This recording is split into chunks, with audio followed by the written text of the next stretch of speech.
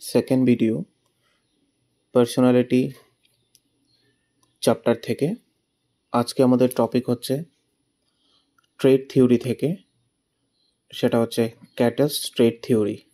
এর আগে আমি আগের ভিডিওতে আলোচনা করেছি পার্সোনালিটি কী, পার্সোনালিটির কী কী বৈশিষ্ট্য থাকে এবং পার্সোনালিটির কী কী টাইপ অ্যাপ্রোচগুলো রয়েছে সেগুলো আমি পুরো আলোচনা করেছি। যদি তোমরা না দেখে থাকো কেউ, তাহলে অবশ্যই আমার আগের ভিডিওটা দেখে নিও, তোমাদের কিছুটা হলো হেল্প হবে এক্সামের জন্য। ওকে, আজকে আমাদের আলোচ্য বিষয় হচ্ছে ক্যাটলস ট্রেড থিওরি। ওকে, প্রথমত আমরা জানি যে ট্রেড বলতে কী বোঝায়। ট্রেডের বাংলা হচ্ছে সংলক্ষণ।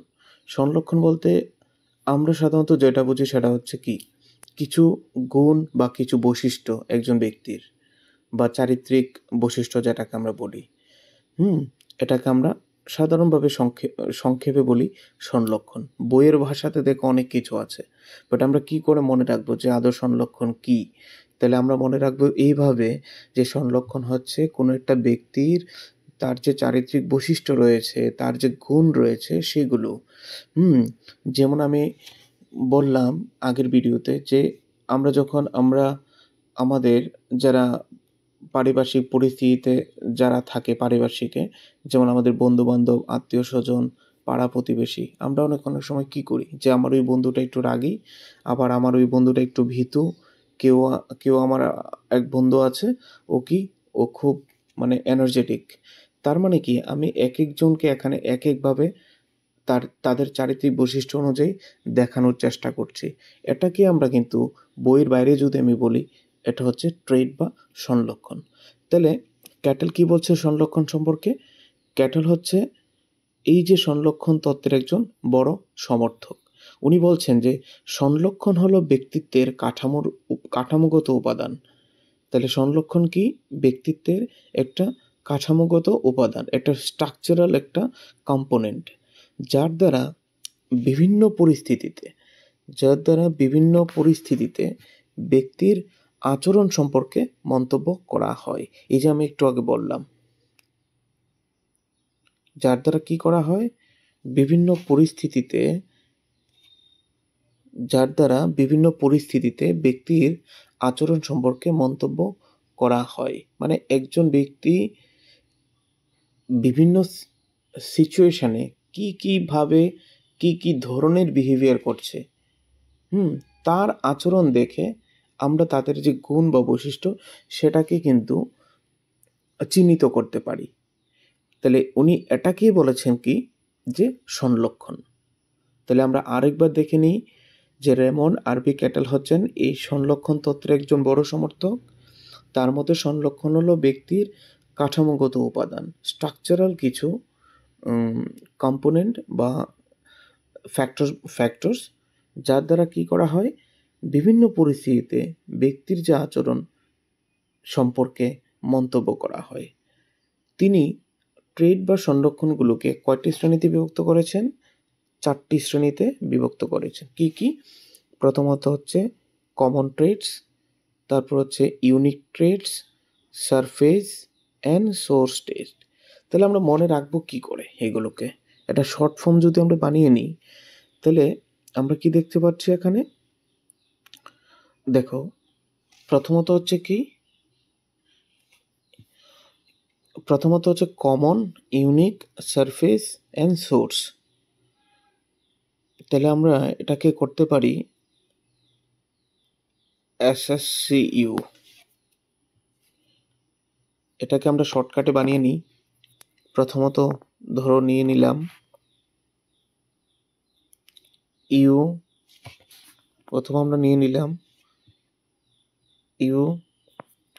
ইউ ফর ইউনিক, তারপরে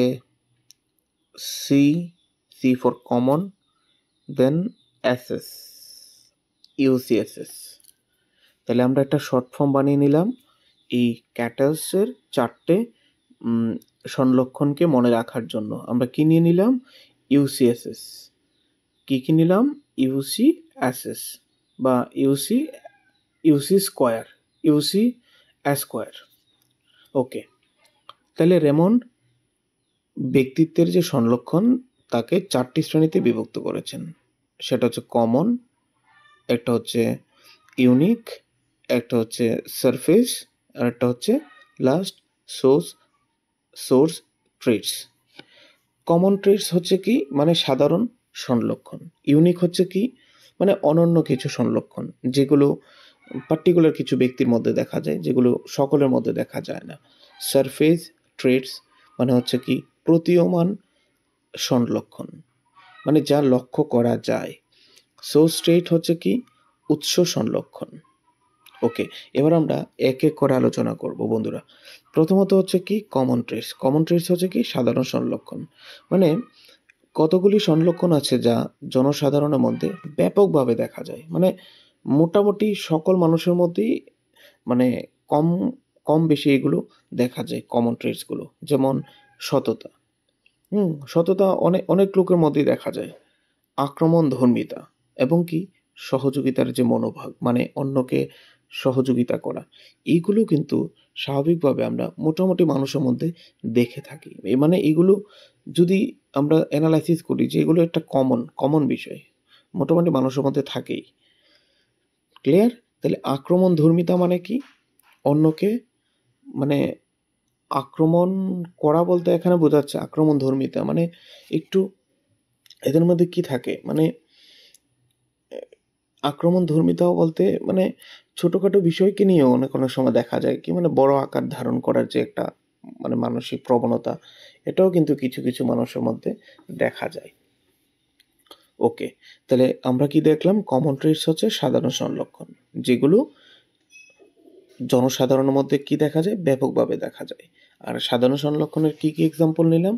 যেমন সততা, আক্রমণ ধর্মিতা, সহযোগিতা ইত্যাদি। তারপর আমরা চলে যাব ইউনিক ট্রেটস মানে অনন্য সংলক্ষণ।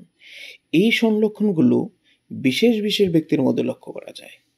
এই সংলক্ষণগুলি কিন্তু ব্যাপক জনসাধারণের মধ্যে দেখা যায় না, বিশেষ বিশেষ ব্যক্তির মধ্যে দেখা যায়। যেমন কি মেজাজ, প্রাক্কবিক প্রতিক্রিয়া, ব্যক্তির কর্মশক্তি। মেজাজ তো তোমরা বুঝোই। তারপরে পাক্ষবিক প্রতিক্রিয়া কোনগুলো? মানে আমরা বলি না ইমোশনালি স্টেবল আনস্টেবল। ইমোশনাল যে আমাদের রিয়াকশন, হঠাৎ করে রাগ করে নেওয়া, হঠাৎ করে কোনো একটা আনন্দময় পরিস্থিতি এলে লাফিয়ে ওঠা, এগুলো হচ্ছে কি মানে রাগ, ভয়, আনন্দ, এগুলো হচ্ছে আমাদের প্রাক্ষবিক প্রতিক্রিয়া। এবং ব্যক্তির কর্মশক্তি। ক্লিয়ার? নেক্সট হচ্ছে কি সারফেস ট্রেট, মানে যে সমস্ত সংলক্ষণ ব্যক্তির আচরণের মধ্যে দিয়ে বাহ্যিকভাবে প্রকাশ ঘটে, আমরা তাকেই বলি কি প্রতীয়মান সংলক্ষণ, মানে যেগুলো আমরা ব্যক্তির আচরণের মধ্যে দেখতে পাই, মানে তাদের কাজের মধ্যে দিয়ে যেগুলোর প্রকাশ ঘটে যে সংলক্ষণগুলোর, তাকে আমরা বলি কি সারফেস ট্রেট। যেমন কৌতূহল, তারপরে কি একনিষ্ঠতা, সততা, নির্ভরশীলতা। কৌতূহল মানে কি কোনো কোনো বিষয়কে এরা কি করে একটু জানতে বেশি আগ্রহী হয়। যে কোনো বিষয়কে এরা খুব মানে অ্যানালাইসিস করার চেষ্টা করে। একনিষ্ঠতা মানে কোনো একটা কাজের প্রতি এরা দৃঢ় প্রতিজ্ঞাবদ্ধ থাকে, সততা থাকে এবং নির্ভরশীলতা। নেক্সট হচ্ছে কি লাস্ট সোর্স ট্রেটস, মানে কি উৎস সংলক্ষণ। তাহলে উৎস সংলক্ষণটা কি? ব্যক্তির অভ্যন্তরীণ কিছু বৈশিষ্ট্যাবলী যা ব্যক্তির আচরণকে কি করে নিয়ন্ত্রণ করে ভিতর থেকে। যেমন আধিপত্য, আবেগ প্রবণতা। ঠিক আছে, তুমি যদি তোমার আবেগকে না ধরে রাখতে পারো, মানে কন্ট্রোল করতে পারো, তাহলে কিন্তু সমস্যায় পড়তে হয় অনেক অনেক সময় যে কোনো ব্যক্তিকে। তার মানে আমরা অনেক অনেক সময় বলি যে তুমি তোমার আবেগকে কন্ট্রোল করো, মানে ইমোশনকে কন্ট্রোল করো, নইলে কি হবে তোমাকে বিভিন্ন সমস্যার সম্মুখীন হতে হবেই, এটা স্বাভাবিক। আধিপত্য, কিছু মানুষ আছে ওরা কি করে আধিপত্য বিস্তারের চেষ্টা করে, মানে কারোর ওপর তাদের কর্তৃত্ব বা আধিপত্যকে দেখানোর চেষ্টা করে। তাহলে সোর্স ট্রেট কি? যেটা ব্যক্তির আভ্যন্তরীণ কিছু বৈশিষ্ট্য যা ব্যক্তির আচরণকে নিয়ন্ত্রণ করে, তাকে আমরা বলি সোর্স ট্রেটস, মানে আধিপত্য দেখানো, তারপরে আবেগ প্রবণতা, মানে ইমোশনস এদের মধ্যে বেশি তাহলে আমরা কি দেখলাম? ক্যাটের ট্রেড থিওরির এই যে বিষয়গুলো আমরা আলোচনা করলাম, এগুলি তোমরা একটু মনে রাখবে।